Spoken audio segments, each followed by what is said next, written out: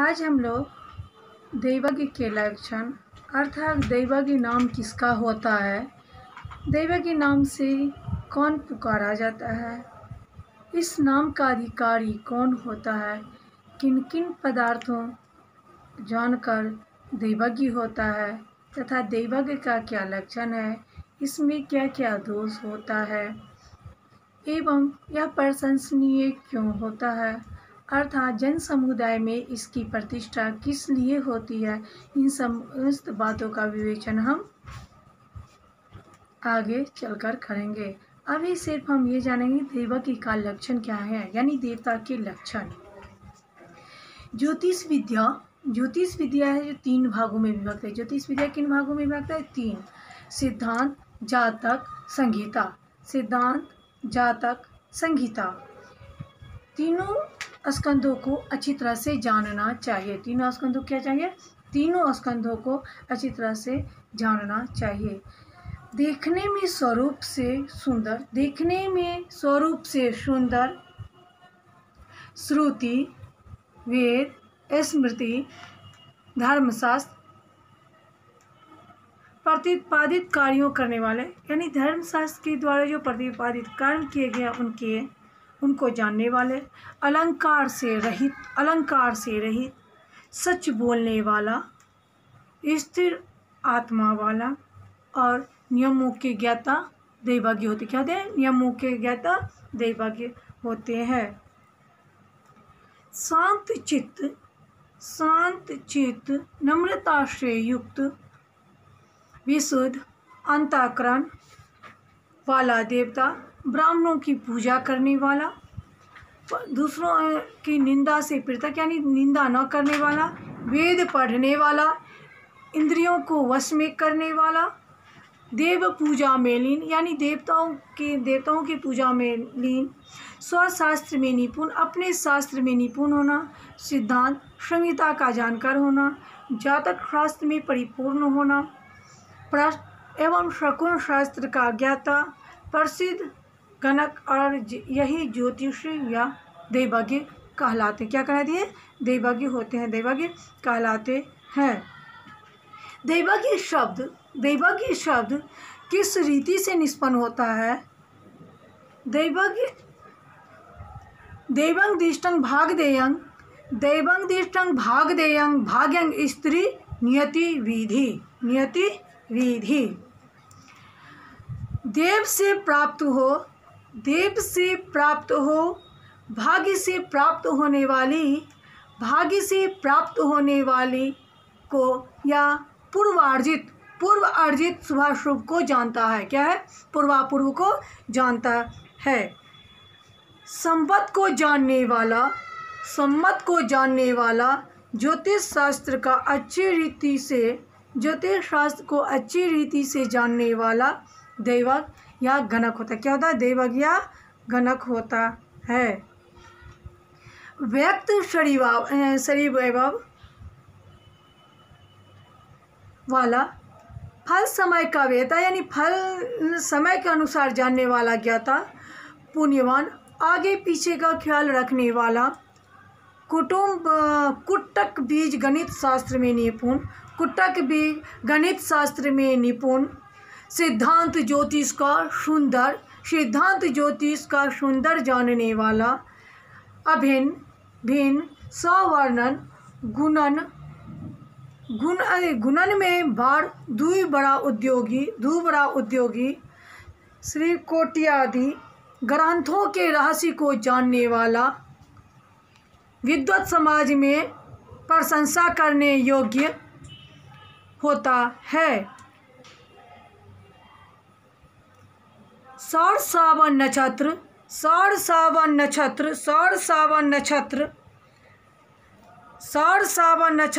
चंद्र, इन चारों मास मानों को और अधिक मास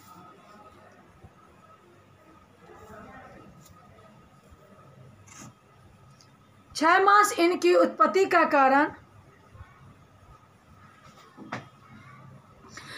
इनके कारणों को जानने वाला, सौर वर्ष के एक वंश भोगी काल को एक सौर दिन, सूर्योदय से अग्रिम सूर्योदय तक एक श्रावण दिन, नक्षत्रोदय से नक्षत्रोदय काल तक एक नक्षत्र दिन, एक तिथि भोग काल को चंद्र दिन कहते, क्या कहते हैं? चंद्र दिन कहते हैं।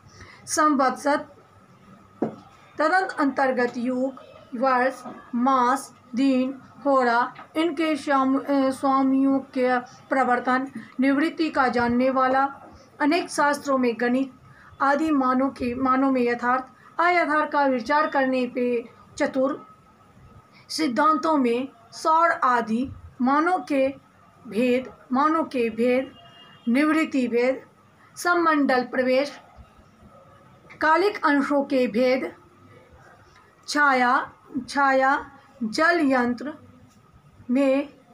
यंत्र में हुगाग्नि,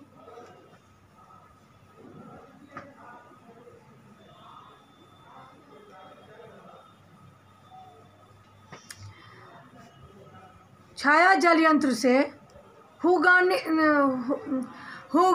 गणितज्ञ, इनको जानने में चतुर, सूर्यादि ग्रहों के शीघ्र, मंद, दक्षिण, उत्तर, पूरब, पश्चिम, ऊंच नीच गतियों के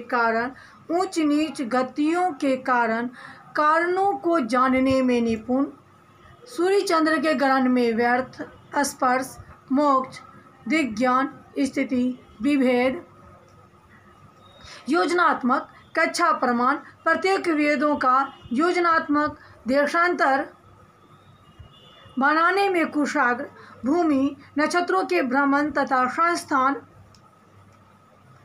अक्षांश, लंबांश, दुज्यांश, छायांश, चरकंठ, राशिउदय, छाया, नाड़ी, करण और आदि के क्षेत्र, कालकरण को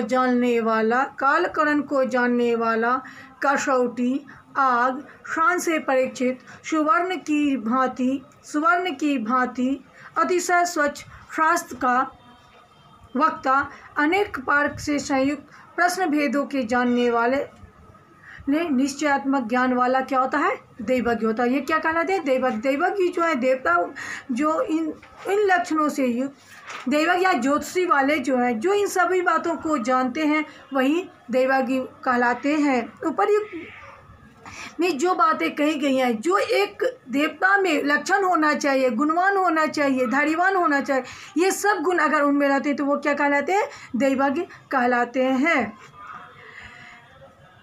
क्या कहलाते हैं? दैवज्ञ कहलाते हैं। अब हम लोग दैवज्ञ दोष के ज्ञान के बारे की चर्चा करते हैं। शास्त्रहीन दरिद्री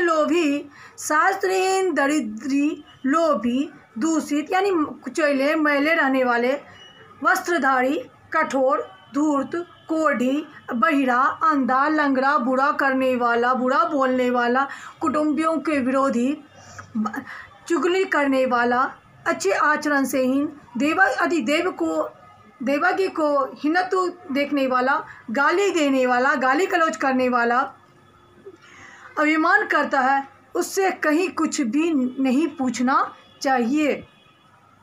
इन दोषों से युक्त होने के नाते वह दैवज्ञ नहीं कहलाता है। वह दैवज्ञ में क्या है?